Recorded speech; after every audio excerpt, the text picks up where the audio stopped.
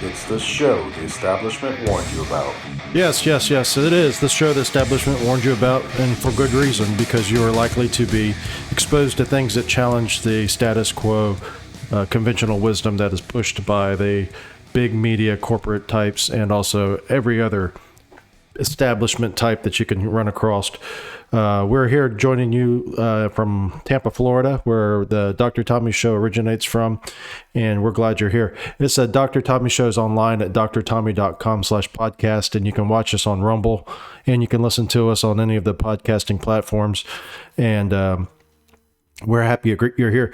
If you're here and you're from a different part of the country, particularly one of the many different people's republics, and you're in Tampa and you want to come see us, please do. We have several new arrivals from People's Republics across this country, in particular People's Republic of California, and they're seeking freedom from the tyranny of living in California, and also they're seeking some less insane type of health environments where you're not tackled at the entrance and swabbed in the nose and asked if you have your vaccinations and boosters and show all of your cards before you can get in. So if you want that type of medical care, don't come here. But if you want freedom and be able to breathe freely, come to our office.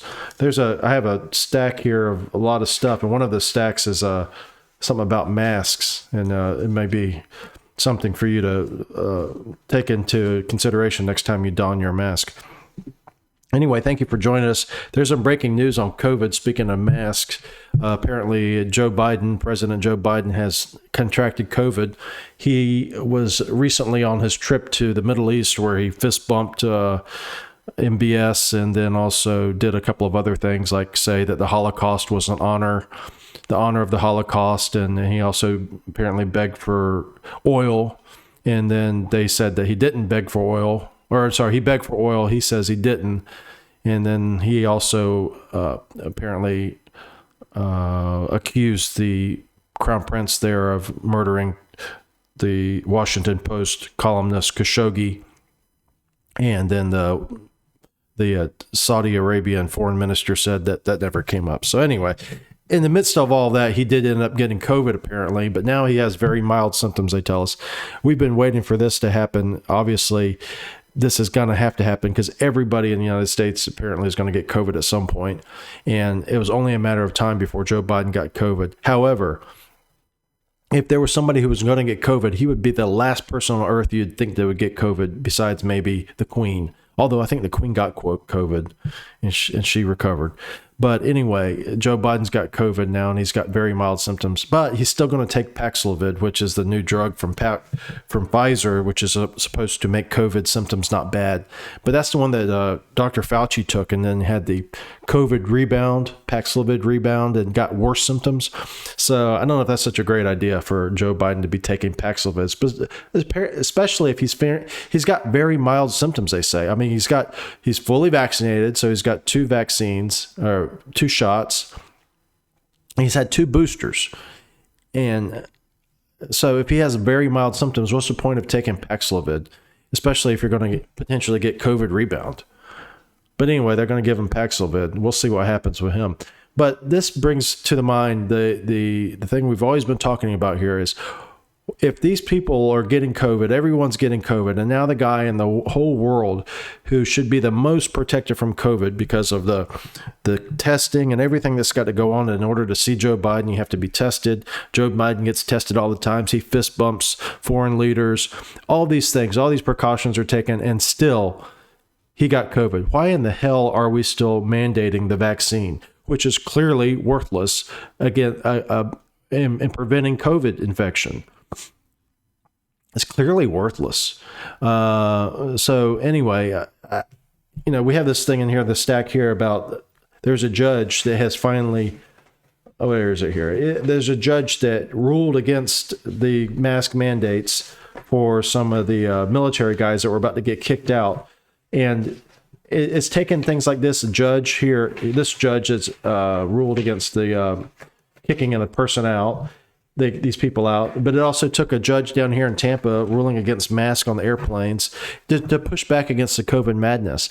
But here we are. It says, this is from the Gateway Pundit from a few days ago. Trump appointed judge blocks Air Force from expelling unvaccinated service members and enforcing vaccine mandate. A federal judge in Ohio blocked the Air Force's plan to expel thousands of the unvaccinated members and enforcing the vaccine requirement against COVID-19 on Thursday. American Military News reported that Trump appointed Judge McFarland of Ohio's Southern District granted a temporary restraining order after service members sued the Air Force Secretary to provide religious exemptions to COVID-19 vaccines. It says here that there was is a temporary blocking of this. So this is not even going to happen necessarily. These people may still be kicked out of the Air Force. It says, as of the Air Force vaccination statistics, 6,803 members were denied religious accommodations, while 2,847 requests remain pending, and only 104 were approved. Approximately 2.9% of the Air Force entire ranks remain unvaccinated. So why in the hell are they still even doing this? Why are they even talking about vaccines? Why? Except to push vaccines for sales reasons. There's absolutely no medical reason for vaccines at this point. If you're talking about trying to, like they always said, oh, you're protecting other people if you get the vaccine because you're going to spread it, you know. You're going to spread it around, and it's not fair that you spread it around because you're so selfish. You don't want the vaccine. Everyone's got to chip in. Everyone's got to do their part. And here we are. Joe Biden apparently is one in the 5,000 breakthrough case that he said. He said 1 year ago, he was saying that if you get the vaccine, you won't have to get, if you get the vaccine, you won't get COVID. And then he said, well, you know, it's 1 in 5,000 chance that you'll get COVID. And now we see Joe Biden's got it and everyone's got it. That's whoever on the left who has been a propagandist for forcing vaccines on people has got COVID, I think. I don't know of one person on the left who has been trying to force people to get vaccines, threatening their life and liberty, not their life, but threatening their liberty and threatening their life if they're going to make them lose their job potentially, through depression and anxiety and everything else like that, and starvation even. But either way, all these people on the left who have been big advocates of forcing people to get vaccines against their will, now I think every one of them has had COVID at some point, now that Joe Biden's had it. I know the governor out in California, I think he's had it twice. It says that Kevin O'Connor, the doctor, says he is Biden's experiencing fatigue. Excuse me. Has a runny nose and fatigue, and will undergo treatment with the antiviral Paxlovid. And he's going to isolate in the White House and continue carrying out his duties during this time, he says. Sorry about that. I don't think he should be working at all. He should be resting. There's no reason that Joe Biden should be working. I mean, let's be serious. Let's be honest. What work is he going to be doing anyway? He's not going to be reading any teleprompters anyway while he's sick. But anyway, so we'll see what happens. But again, why in the world are we still having vaccine mandates when Joe Biden now has had COVID? One of the things that's happened recently is this shooter who was in Ohio tried to kill a bunch of people. I'm sorry, Indiana. And he was neutralized by this hero. And his name is, I'm not going to say it wrong, but Elisha Dickin.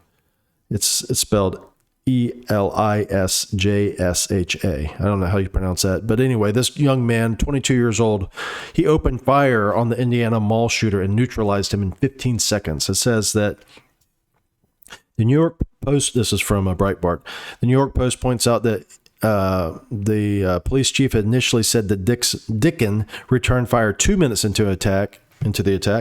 But on Tuesday, he said the error was simply a result of misreading the notes during the press conference. I need to correct this immediately. And he said that it was actually 15 seconds. There's video surveillance shows that the shooter exited the restroom at 5:56:48 p.m. and he was neutralized by Dickin at 5:57:03. That is amazing. And apparently, if I remember correctly, they said that he shot this guy from a distance of 40 yards. And he hit him 8 times. That is amazing. That is really good shooting. And of course, as predicted, I thought I was going to wait and I wasn't going to search it out because I was just going to wait for it to come to me. But it said that there was not immediately, but there has been now people saying that this guy was in the wrong. This guy, Dickon, he wasn't in the wrong necessarily, but it wasn't a good thing necessarily that he shot anybody, because he shot somebody. He stopped this guy with a gun, and it would have been better. I saw someone wrote, I think it was one of the anti-gun groups, thinks Moms Demand something. Anyway, she said that Dickon, it shouldn't be celebrating that Dickon shot this guy because he did it because he had a gun, and we are becoming confused about what the real goal should be, and that is absolutely no guns anywhere, which is a fantasy. This is also from Breitbart. It says the attacker began shooting in the mall's food court at 5:56 Sunday, and Dickon responded by firing on him at 5:57. The attacker tried to run for cover as Dickon fired at him, but collapsed to the floor, fatally injured from at least one of Dickon's rounds. That's amazing. And he said, they said that this guy was carrying because he had constitutional carry, was just recently passed in Indiana. So constitutional carry means you don't have to have any type of special clearance or anything, as long as you're not deemed to be not allowed to carry because of your criminal history, or if you've had any other reasons that would negate you from being able to carry, you're able to carry without any special permits, and that's called constitutional carry. And because of that, he saved a lot of people's lives, because this guy was loaded for bear. He apparently had 2 ARs with him, and those are the chosen weapon from the left to demonize the AR, because the AR stands for assault rifle, they say, which actually it doesn't stand for that. It stands for Armalite rifle, which brings to this next topic. This is from here in Florida. Florida Gator QB collapses under the pressure of woke mob about nickname.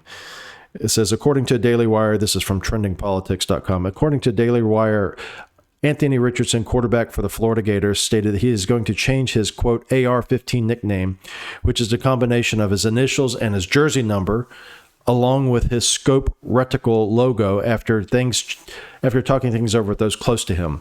He says, after discussions with my family and much thought, I have decided to no longer use the nickname AR-15 and the current apparel line logo, which features a scope reticle, as part of my branding.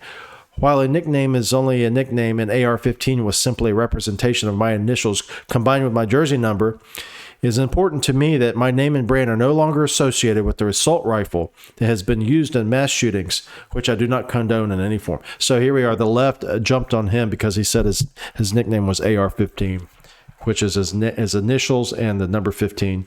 And then he also used a scope on there because there is a gun called an AR-15. And that was too much for the left. And I guess they've been attacking him. So now he's changed his, he's going to change it. He's just going to go by AR now.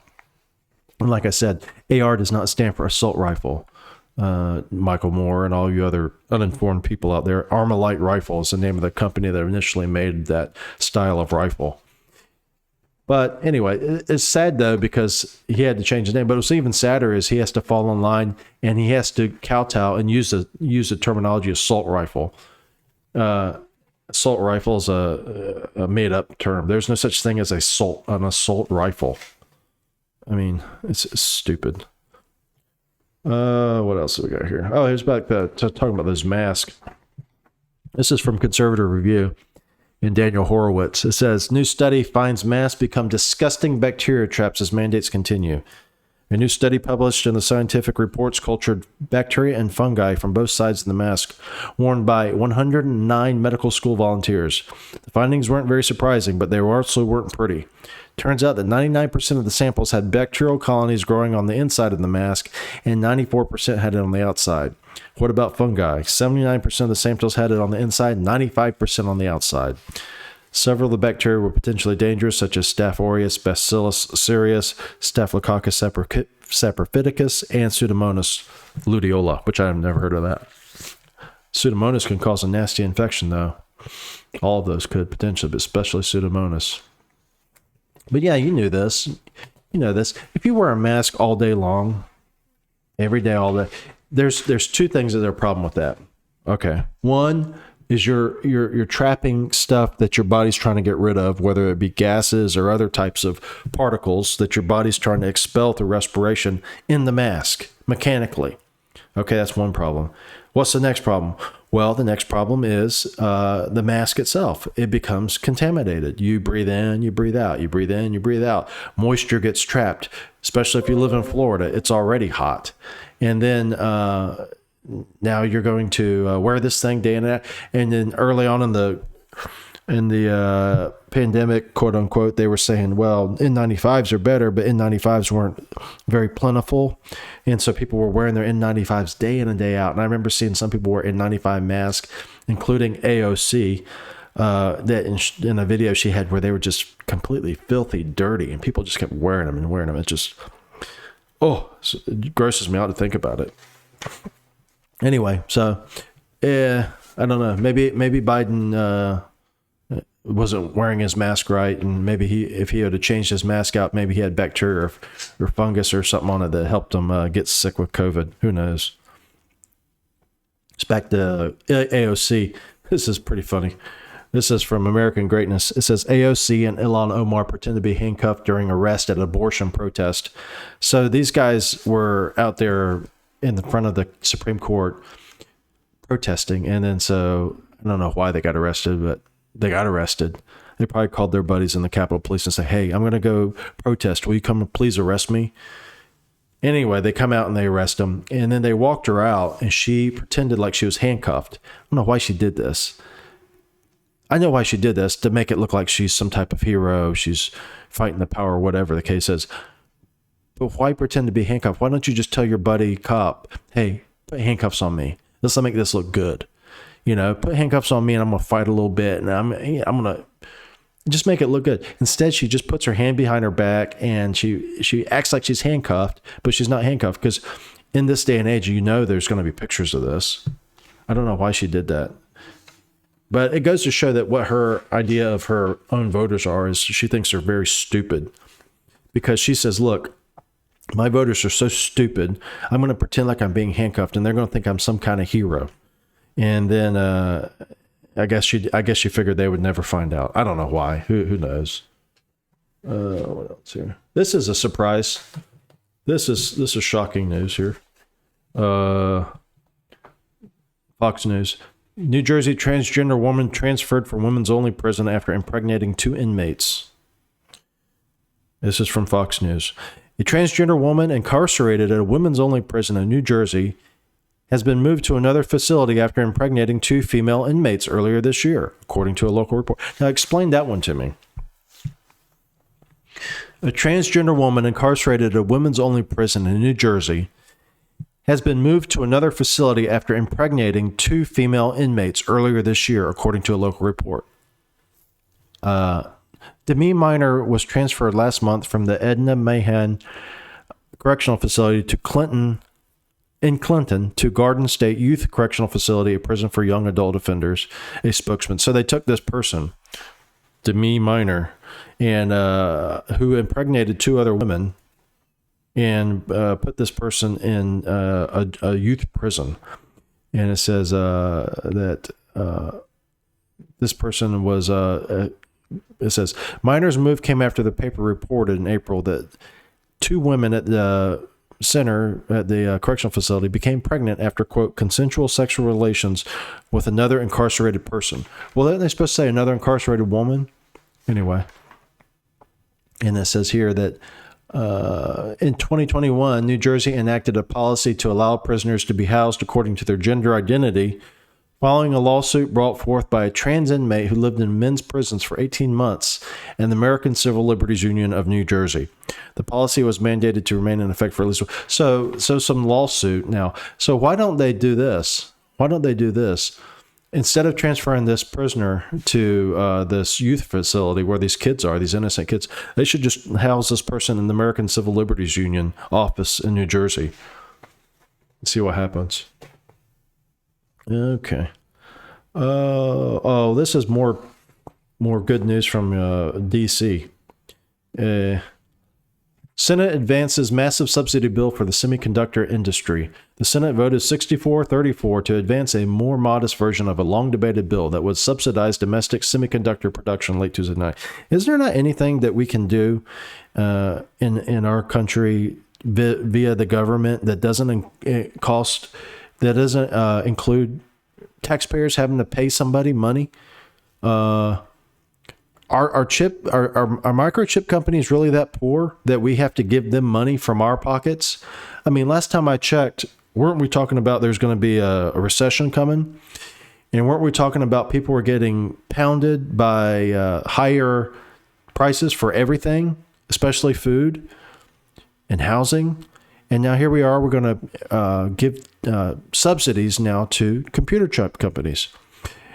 It says the CHIPS Act, how convenient. The CHIPS Act is primarily designed to increase semiconductor production in the U.S. in order to decrease dependence on China and other Asia-based manufacturers, and provides $52 billion in subsidies, as well as tax incentives to help the industry. I mean, it never ends with these people. They could never find enough of your money to give to somebody else, whether it be computer chip companies, whether it be paying farmers to do things like not farm, whether it be paying people who are coming across the border illegally to travel across the United States in buses and airplanes to their destination of their choice. They can find no other. They can't. There's no end to the ways that they can find to send your money somewhere else. Speaking of busing people, this is pretty funny. It says Mayor Bowser, this is from Fox News. Mayor Bowser claims illegal immigrants crowding D.C. homeless shelters are asylum seekers, quote, tricked onto buses. It says Washington, D.C. Mayor Muriel Bowser appeared on CBS Face the Nation on Sunday to discuss the persistent homelessness problem plaguing her city. Bowser admitted that it's a, quote, significant issue and called on federal government to get more involved as she feels illegal immigrants, I think they're not called illegal immigrants. They're called migrants there, Fox News. It's migrants. Anyway, it says she fears that illegal immigrants are being, quote, tricked into traveling to her city. Texas Governor Abbott has sent several buses of illegal immigrants to Washington, D.C. to manage the growing numbers pouring in from the border. His order to bus migrants, here we go, now they fix themselves. His order to bus migrants to D.C. came after multiple border communities have complained about the influx of illegal immigrants. It's funny, too, because this is the way it always happens. There was a time when Trump was president where I forgot what the reason was, but they were going to do something similar. I guess there was I know what it was. It was one of these huge groups of illegal immigrants were at the border, and they were going to come across the border, or maybe they come across the border. I can't remember. I think it was from Haiti. Anyway, they were coming across the border, and Trump leaked it out that he was going to send all of these people to Miami. I think Miami-Dade or Broward County, one of these two places where they're Democrat stronghold in Florida. And it was leaked. It wasn't official, but it was leaked that this was the plan. And the guys in Florida, the Democrats down there who were in government, freaked out because they said, no, you can't send all these people here. We can't take care of them. And then later on, it came out, well, no, that was a preliminary thought. We weren't going to really do it. But he made them show their cards, kind of like this Mayor Bowser does. So Mayor Bowser, I'm quite sure, is all for open borders, right? She's safe in Washington, D.C. She wants open borders. She wants the borders in Arizona open. She wants the borders in Texas open. She wants the borders in California open. But she doesn't want them open in her backyard. It's kind of like the old NIMBY problem, not in my backyard. You know, like on Martha's Vineyard, they want windmills and these big fancy houses, where these liberals live. All these liberals believe in renewable energy, and they want windmills. And then they were going to go put windmills in their beautiful bay there, and they say, oh, no, you can't be putting those here. So not in my backyard. So Mayor Bowser says, yes, open borders, just not in my backyard. No open borders in my backyard. What else? There's something here about this Cher, this is Breitbart. Cher scolds Merrick Garland for moving, quote, slow. If GOP takes Congress, it's game over for the January 6th Commission. A shrill Cher has publicly berated Attorney General Merrick Garland for dragging his feet in the investigation into January 6th, claiming Democrats will lose their chance to nail former President Donald Trump if the GOP gains control of Congress in November. In a hysterical tweet on Monday, Cher accused Garland and the Justice Department of, quote, moving so effing slow. And then she used the real word because she's so classy. You know, she's kind of, I don't know what you call her, but just the way she writes, like she uses all these emojis and everything. Here's a picture if you're watching. This is Cher's tweet. Yeah. I mean, she's like I don't know how old she is. She's like 70-something-year-old woman. But who talks like that and writes like that? And I don't know. She goes, I really wish the Democrats would just go full tilt and run with their hair on fire, she told host Lawrence O'Donnell. I'm sure Lawrence was like shaking his head. Yeah. I know it's not nice to say. It's not a nice thing to do, or it's not the genteel thing to do. But time's a wasting, guys. Someone's got to light a fire. So this January 6th commission is looking into the insurrection. What they're doing, though, is they're making people like Cher, who are, you could say that she's emotionally unstable, I think. You're taking people like Cher, people like Rob Reiner, people like Mark Ruffalo, all these different people who are on the left and liberal, or on the left and unstable. They're making them more and more unstable. And I don't know at what point. It's like almost like one of those experiments where they take like an animal and maybe it's a mouse or something, and they put it in this environment with this other mouse, and they just make the mouse just over the edge, and then suddenly the mouse just goes crazy and destroys the other mouse and eats the other mouse, or does something terrible to the other mouse. That's what they're doing to their own people, the left. Yeah, the people like Liz Cheney and her buddies. They're gonna think about what they've gone through. Okay, start with 2016. Okay, 2016. This is what happened in 2016. Barack Obama left office. Their Messiah, the one that they've been waiting for, the guy who was sending thrills up the leg of Chris Matthews, the guy who was going to push back the waters, who was going to reverse the hatred of the United States by merely speaking, and he was going to soothe all the things that were done wrong under George W. Bush just by being a great guy. Now he left the stage, and who did they get on the stage there? Hillary Clinton. And she promptly screwed up and lost to, of all people, Donald Trump. And then for 4 years, they had Donald Trump, and they were trying to nail Donald Trump from the get-go. And what happened? Time after time, they failed. They failed with impeachment. They failed with impeachment again. They failed with Bob Mueller and his band of prosecutors. They failed every which way. They failed to nail the Trump kids for anything having to do with violating acts having to do with exploiting their names. And at the same time, you have this guy that gets elected, Joe Biden, who's been a complete failure. And so what do? They say, well, we have to distract from Joe Biden's complete failure. We have to distract from Hunter Biden and all of his nuttiness, all the things that we accuse Trump's kids of doing. Hunter is doing to the nth degree.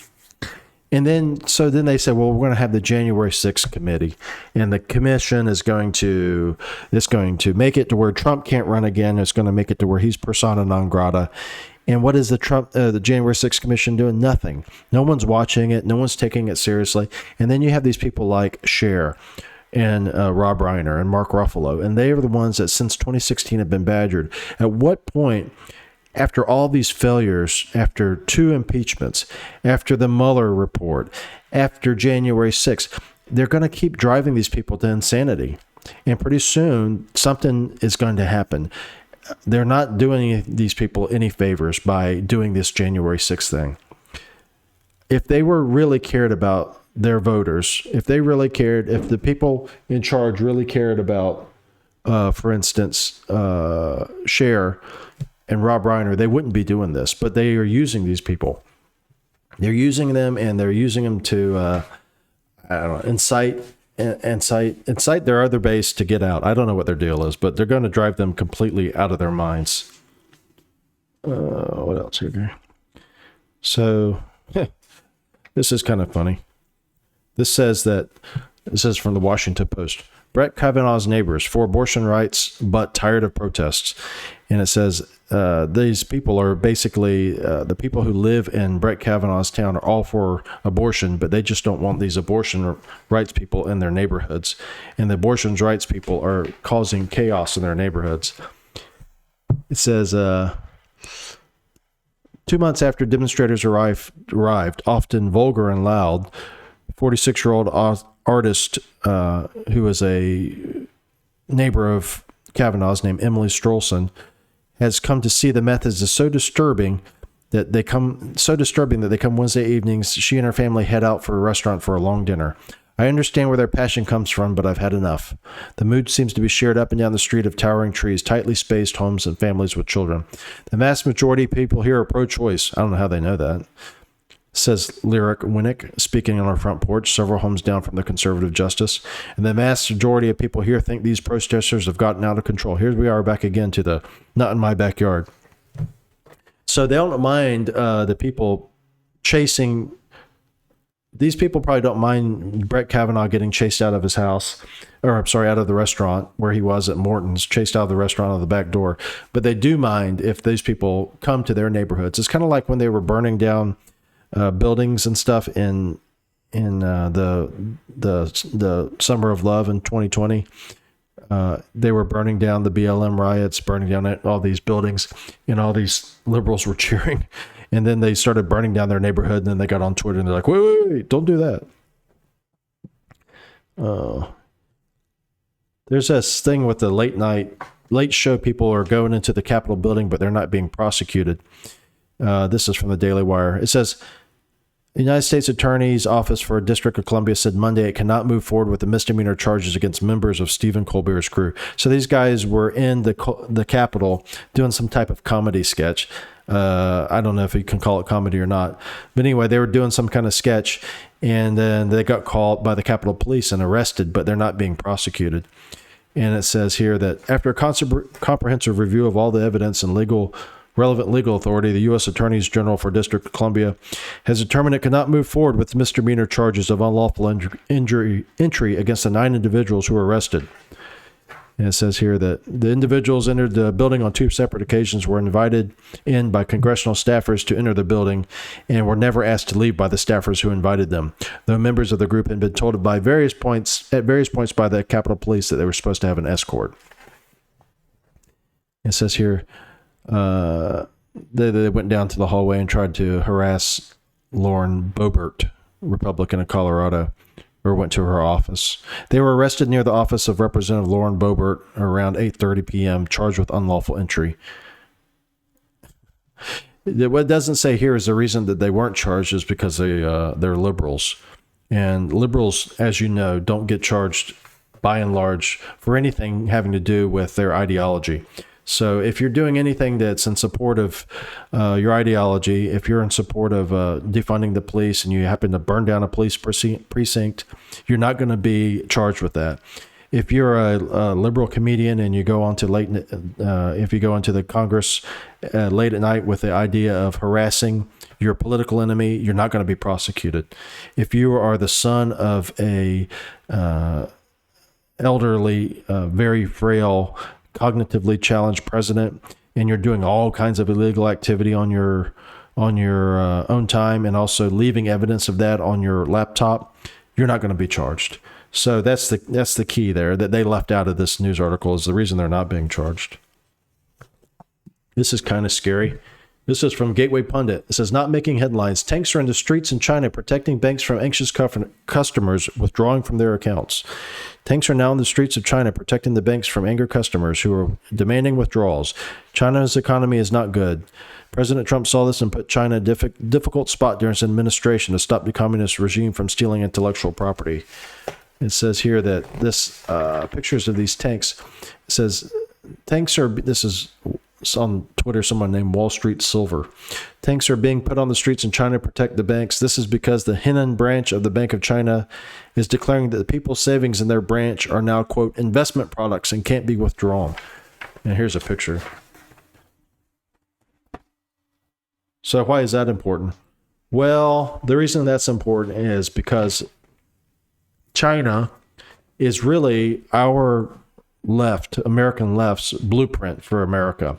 If you look at anything like ESG or anything like the way that they go about trying to control people through coercion, the way that they try to take over companies essentially by forcing them to do the things that they want them to do. That's kind of the blueprint for the American left, is the China regime, this authoritarian dictatorship. And if China is going to be making people keep their money in the banks with tanks, you can better believe there's people in California right now who are taking notes, who are saying, well, maybe this is not such a bad idea after all for us in the future. I used to say in the book, there was a book called, what is it? Oh, shoot, I forgot it. Anyway, there's a book about statism basically in Europe, and it was about how things are happening in Europe, and this was written in the 40s. And anyway, in the preface, the author said that what happens in Europe is important for you people in America, because this is what's going to happen to you in 20 years in the future. So he was saying basically what's happening in Europe and Britain 20 years is what's going to happen to you guys in America. So you better pay attention. And that's what's really, I think, too, also now holding true for China, is the things that are going on in China. It may not be 20 years, but that is the blueprint for people who are pulling the strings here for decision-making in America, if they get their way. Well, that's it for today. I think if you want to join us, go to drtommy.com/podcast.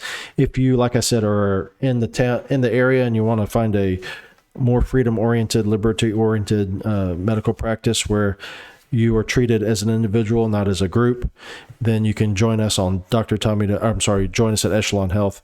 And we're right up the road here in Lutz, right north of Bears Avenue in Tampa. And join us online, drtommy.com/podcast, and also join us online with the video or the audio version throughout any of your podcast platforms. So until next time, we'll see you later. Bye-bye.